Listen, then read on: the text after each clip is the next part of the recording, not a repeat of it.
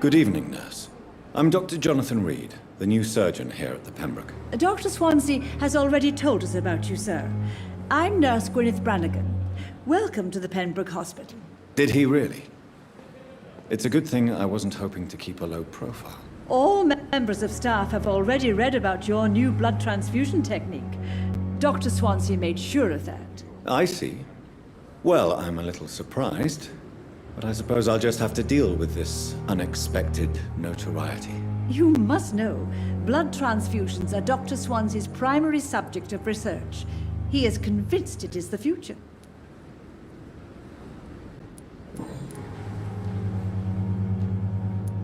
I'm not familiar with all the staff yet. Perhaps you could help me. Brilliant professionals, most of them. Dr. Swansea has a gift for recruiting talent. Most of them. Is there a problem I should know about, nurse? It would be inappropriate for me to speak ill of a colleague. Is there anyone that stands out? Well, I have never met someone as dedicated as Dr. Tippett. He should be a standard for us all here. If only he were younger. Why should his age be a problem? I guess it's fair to say he's always pushing himself to the limits. He just doesn't know when to stop and get some rest. Nurse Brannigan, if you do know something, please tell me. Anything you say will be held in confidence. No. I may disagree with some conduct, but in the end, everybody is doing their best. How are things here? Not good, to say the least. We're struggling against an invisible enemy, more lethal than any bullet from a gun. It's hard, Doctor. An invisible enemy? Quite a poetic term for a disease, especially from a nurse. Sorry, Doctor. These last few weeks have been exhausting. We could all do with a good night's sleep. Do you think this hospital can survive the epidemic? We are all volunteers here, and we're trying to hold fast, but how do we beat an invisible killer? Some nurses have already resigned.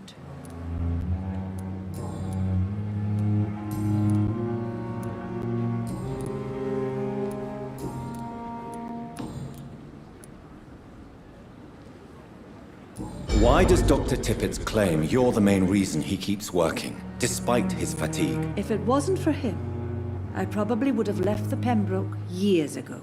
Dr. Tippett does not think of you as just a nurse anymore, does he? If you're suggesting he's not taking my gender into consideration when it comes to medical practice and knowledge, I really hope he doesn't.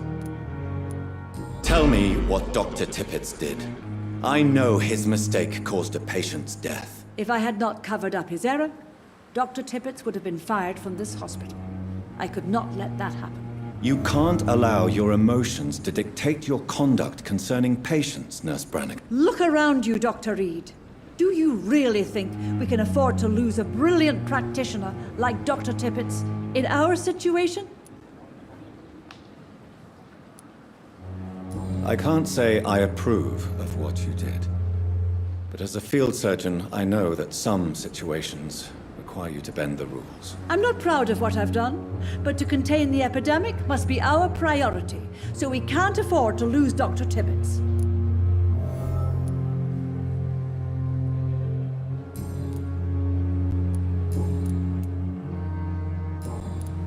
Goodbye, nurse. Call me if you need assistance. Another night with the glorious battalion of Pembroke. Good evening, Milton. Good evening, Doctor. Still trying to save lives? I have some good news, Milton. What? The epidemic's over? I retrieved your wallet with all the money and a certain picture. Well, yeah, Pippa Hawkins is my girl. So what? Is it the difference of skin color that bothers you? Not at all, Milton. Good. Please, take this money anyway. To remind you to keep your mouth shut. Not everybody is as broad-minded as you, Dr. Reed.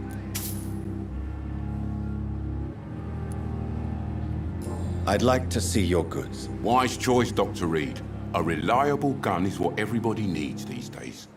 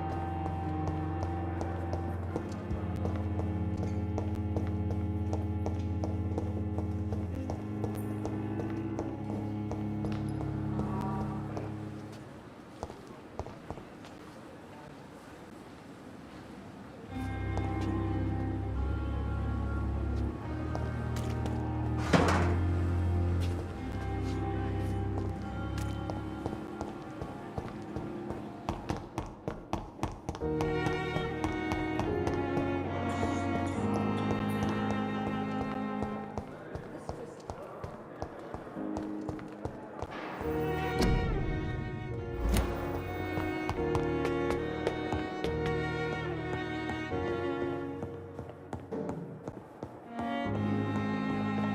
now.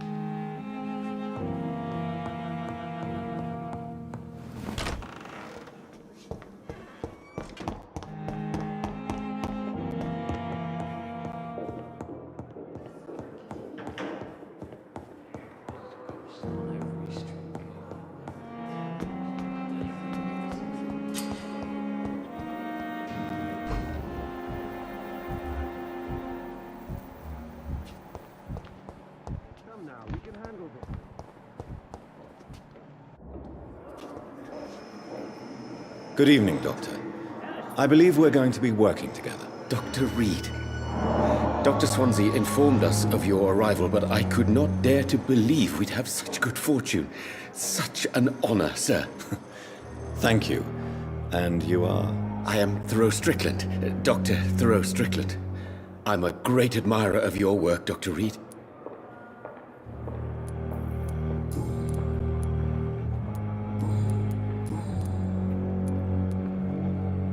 Please, could you tell me something about yourself? I'm a great admirer of your work concerning blood transfusion, Dr. Reed. I run my own experiments. I'm convinced it's the future. I based my technique on my mentor's research.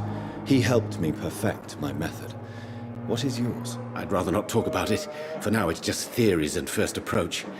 My process is purely experimental and unsuccessful. As long as you're cautious and methodical, you may remain empty-handed, but you won't fail.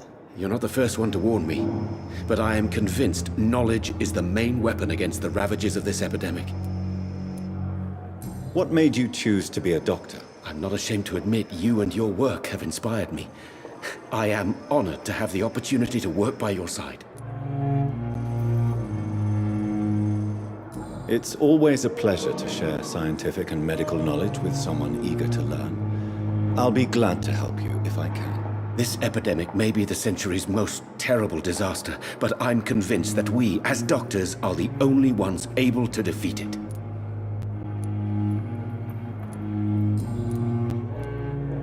What can you tell me about the Pembroke? Well, it has always been an honor to work with Dr. Swansea.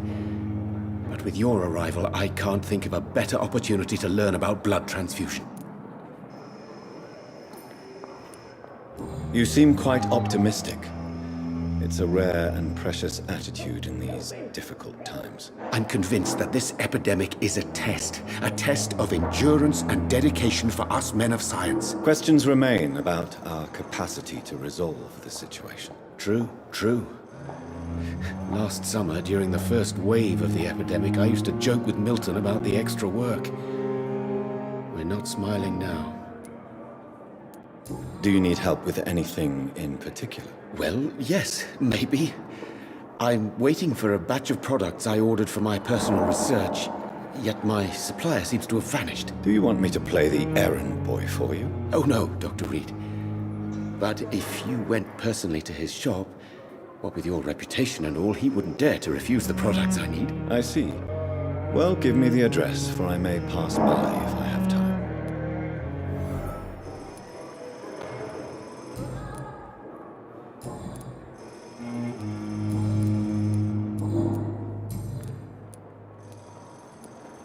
Tell me more about your willingness to experiment with new medical techniques. Harvey Fiddick is a patient suffering from a severe injury that could cripple him if not treated correctly. I'm convinced your blood transfusion technique could help him. What is it you really want? To save him, or to prove your point? Fair question. I want nothing but to save my patient, Dr. Reed. Especially since I know Mr. Fiddick's story. Tell me Mr. Fiddick's story. Our first diagnosis was compromised because Mr. Fiddick lied to us about the real origin of his injury. He first claimed it was an accident. But why would he hide such crucial information from us? Because he is a proud father, ashamed of putting his children at risk because of his own negligence. This personal involvement could also appear to be a lack of impartiality. You must know that a good surgeon must remain neutral. I agree. But that does not excuse Dr. Ackroyd's behavior, a man who did not even take time to converse with his patient. Do you think keeping his distance was a mistake? All I know is that I'm taking care of human beings with desires, hopes, and fears. Not some biological machine comprised of blood, bones, and flesh.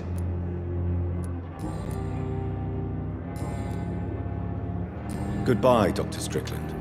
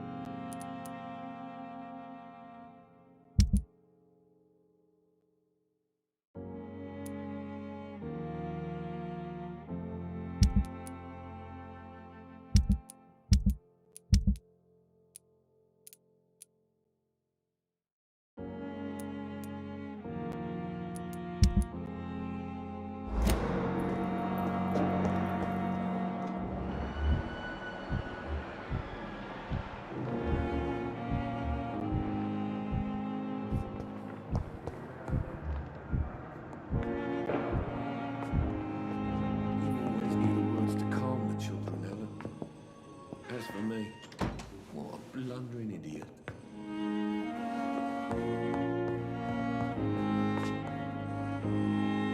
Finally, you've returned, Doctor. Did you find anything of value? Yes, nurse. You've worked your first miracle, Doctor. Now, this patient here needs immediate treatment. Duty calls. When the storm has passed, I'll show you how to mix the remedy yourself with the same basic ingredients. Many thanks, Doctor. When you've finished, you ought to report to Dr. Swansea in his office. He's been looking for you. Seemed pressing.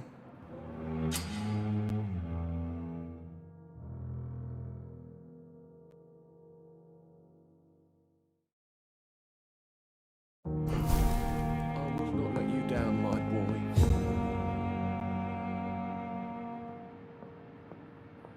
Good evening. I'm Dr. Reed. Can I help at all? No, Really?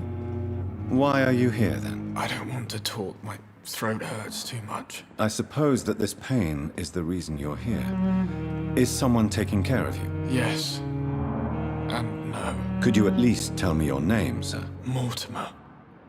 Mortimer Goswick.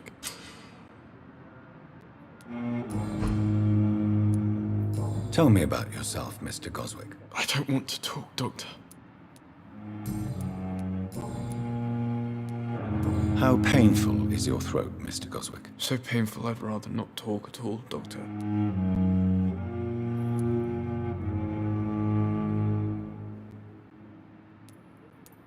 I'm sure you realize a doctor and his patient have to communicate, sir. Would it help if I gave you some paper and a pen? Not really. I see. Then maybe it's not just your throat that hurts, Mr. Goswick. Perhaps your sore throat is just the consequence of something more hurtful. Yes, maybe. But I don't want to talk or even write about it now. How painful is your throat, Mr. Goswick? So painful I'd rather not talk at all, Doctor. I'll let you get some rest, then. Good evening, sir. Doctor. Good evening, madam.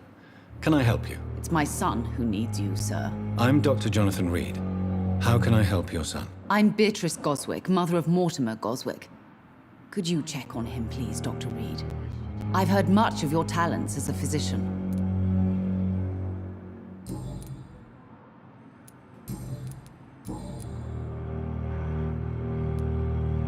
What can you tell me about yourself, Mrs. Goswick? Not much to say.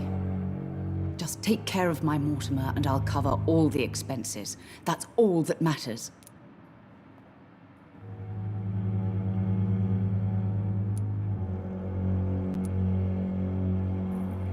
May I ask if you have an occupation, Mrs. Goswick? I'm a teacher by profession. I teach young women who are more ambitious about their futures than their families. Are you really that rich? Most of the patients here are of a more humble origin, if I may say so. Yes, thanks to my husband. May he rest in peace. I can cover any needed medical expenses. What do you think of your reception here? Any complaints? I have had the uttermost reservations about this hospital since we arrived. But we had no other choice, considering the state of emergency. Is there something in particular that's bothering you? Some of the staff were not especially welcoming. I suspect they're not accustomed to dealing with patients of such social standing. Tell me more about your arrival at the Pembroke Hospital. What gave you such a bad first impression? The ambulance driver was quite rude, for a start. And that nurse, Miss Hawkins, seems to have quite a dubious attitude. What do you mean? She managed to secure a bed for my son despite the epidemic. It was a relief, but it wasn't cheap.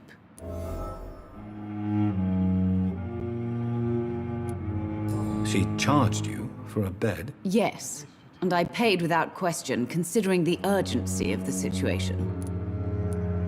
I share your concern, Mrs. Goswick. Be sure that I'll talk to the people involved. I don't expect compensation, Dr. Reed. But I'm aware such behavior would not be tolerated in other hospitals.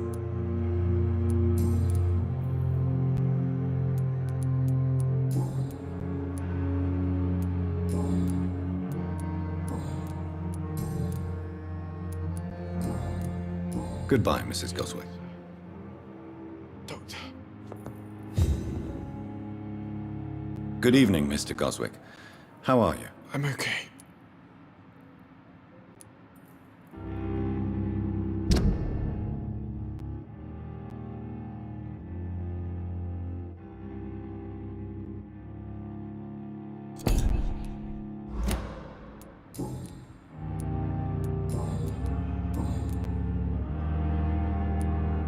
Why did your mother have you hospitalized here?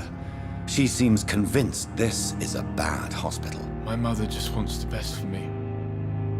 She won't rest while I'm here. She'd go all the way to hell and back to help me.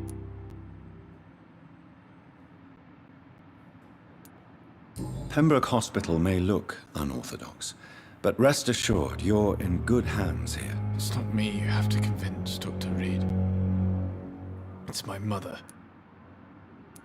Is your mother bothering you? As your doctor, I can ask her to leave you alone if you would prefer. That's tempting, Doctor. But you have no idea what my mother is capable of. She would tie herself to my bed if you asked her to leave.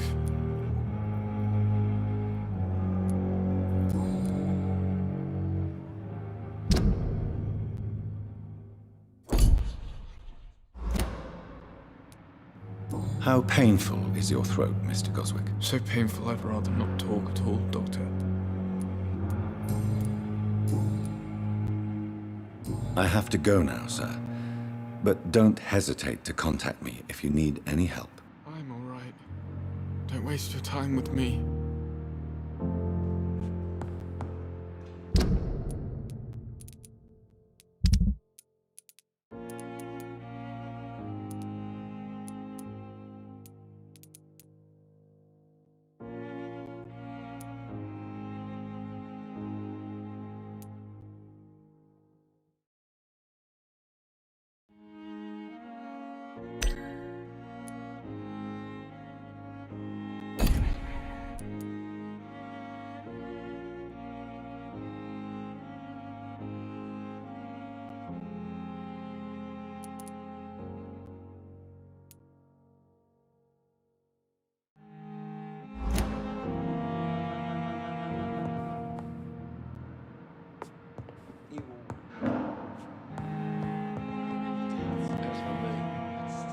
Good evening, Mr. Goswick. I'm okay.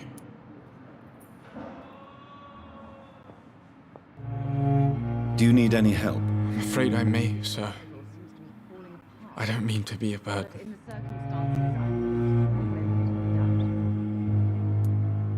You are not a burden, sir.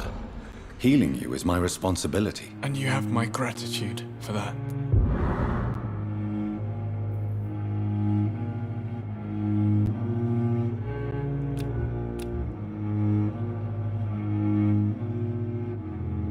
Do you need any help? Thank you, Dr. Reed, but you've done enough already.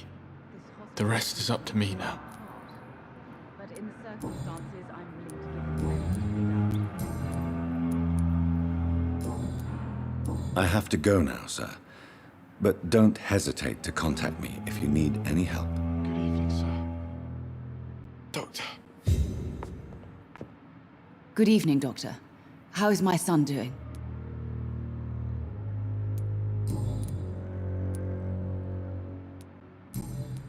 I'm all right. Don't waste your time. Do you require medical attention as well, Mrs. Goswick? I have other concerns right now, Doctor. But I'm fine, thank you.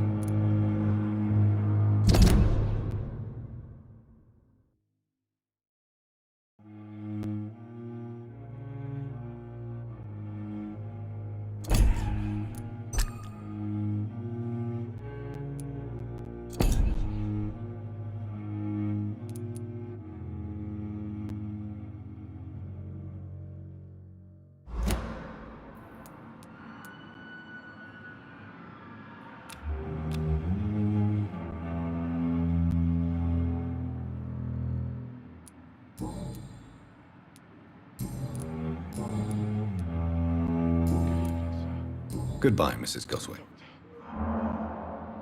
Let you down, my boy.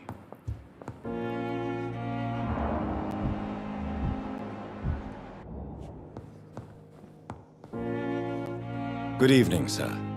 I'm Dr. Reed. May I help you? I don't know if a third opinion is needed. Your colleagues are already arguing about my condition. I see. Would you mind telling me more about your situation? I'm Harvey Fiddick. All I want is to get me bloody arm fixed properly. Tell me about your injury, Harvey.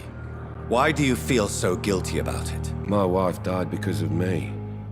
And now I may lose everything because I've been careless enough to hurt myself. What an arsehole.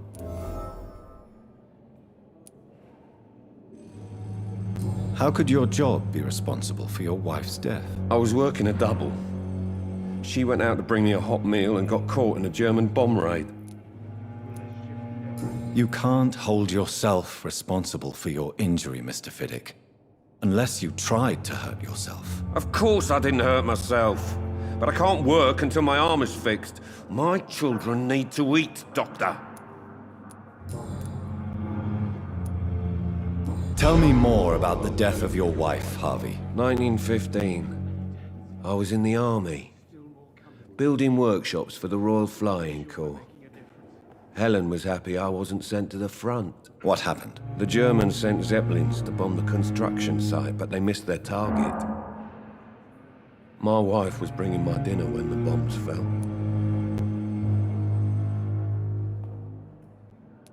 How are your children after losing their mother? They were smaller then. The only good thing about this is my Helen didn't bring them with her that night. I'm sorry for your loss. So many died during the bombings. I served in France and witnessed the carnage there. I would like to say that she didn't suffer. Truth is, I have no idea. I just know that I'm all that me kids have. Poor little bleeders.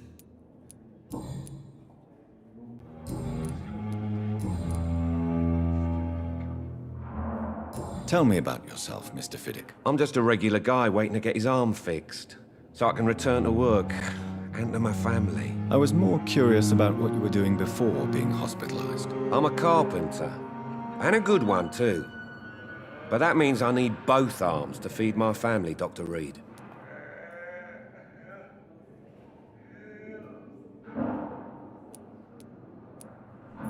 Tell me about the doctors who are arguing about your case. Strickland and Aykroyd. They both want the best for me, but there's a lot of pride there. Doctors are no different from carpenters, it seems. What do you mean? I often had professional arguments with rivals on a building site. Difference is, I disagreed about wooden nails, not flesh and bones. Are you satisfied with your treatment here? Well, it's clear that I've chosen a bad time to be injured. Forgive my bluntness, but you seem overwhelmed by cases of the flu. I won't lie to you about it. I'm afraid we are. Are you sure you don't want to operate yourself, Dr. Reed? I have the feeling you're very capable. And your colleagues seem to think so too. In other circumstances, you would be right. But for now, I don't think I can take on the responsibility. My apologies.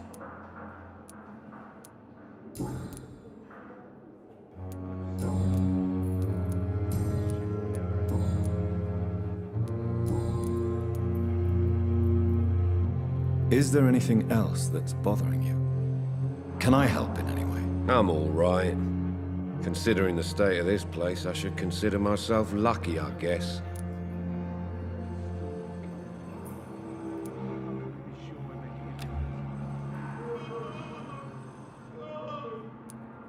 Goodbye for now, Mr. Fiddick.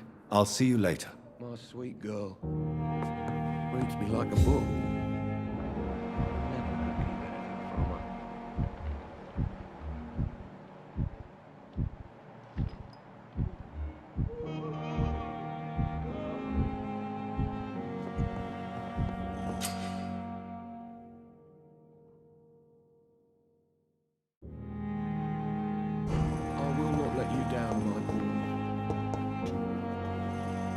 Good evening, sir. I'm Dr. Reed. I believe we're going to be colleagues. Reed? Yes, I've been informed about your arrival. I'm Waverly Aykroyd. Welcome aboard, I suppose. Does my arrival inconvenience you in some way, Dr. Aykroyd? Let us just say that I don't particularly share Dr. Swansea's enthusiasm for hiring you. What we need here are reliable professionals, not overrated dabblers.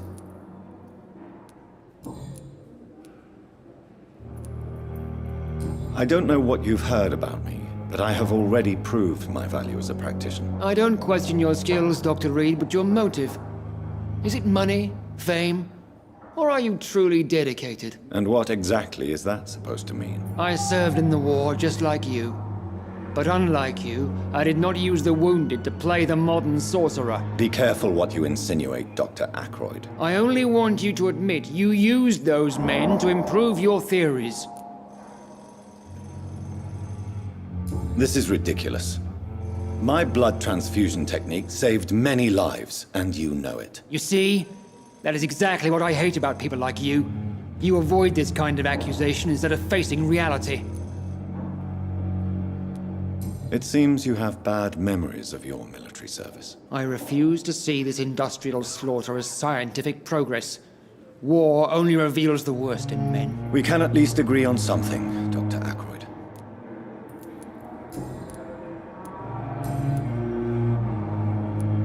If you have a problem with me, Dr. Ackroyd, please feel free to tell me. Dr. Swansea has imposed your presence on this hospital without asking anyone's advice.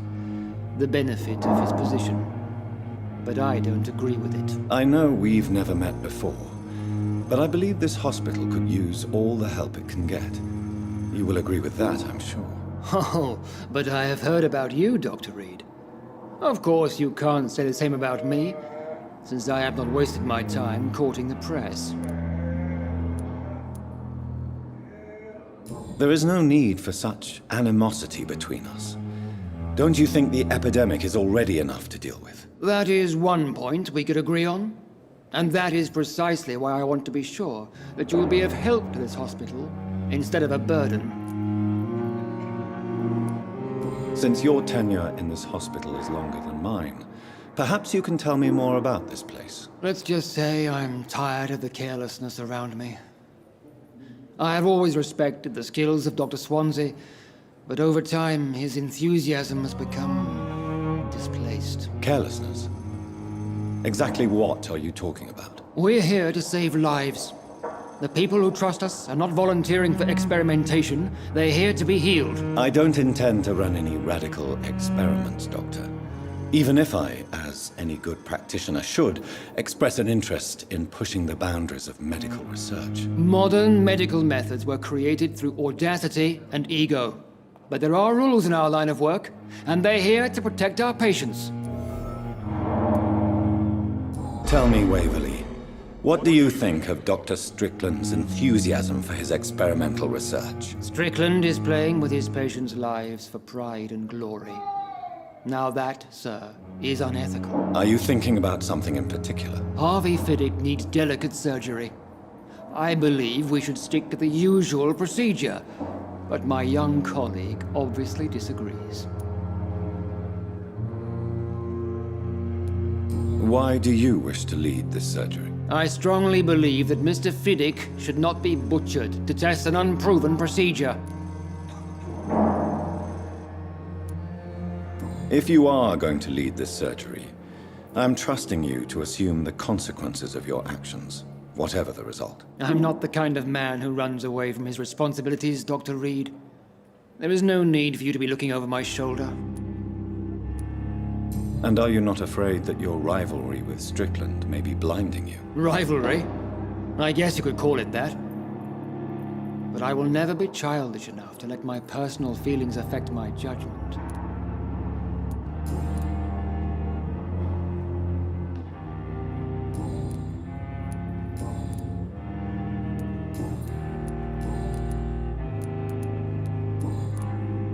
Do you need my assistance? Not at all.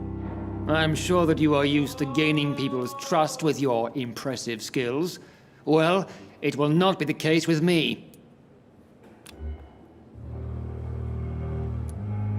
Thank you for your time. We'll talk later.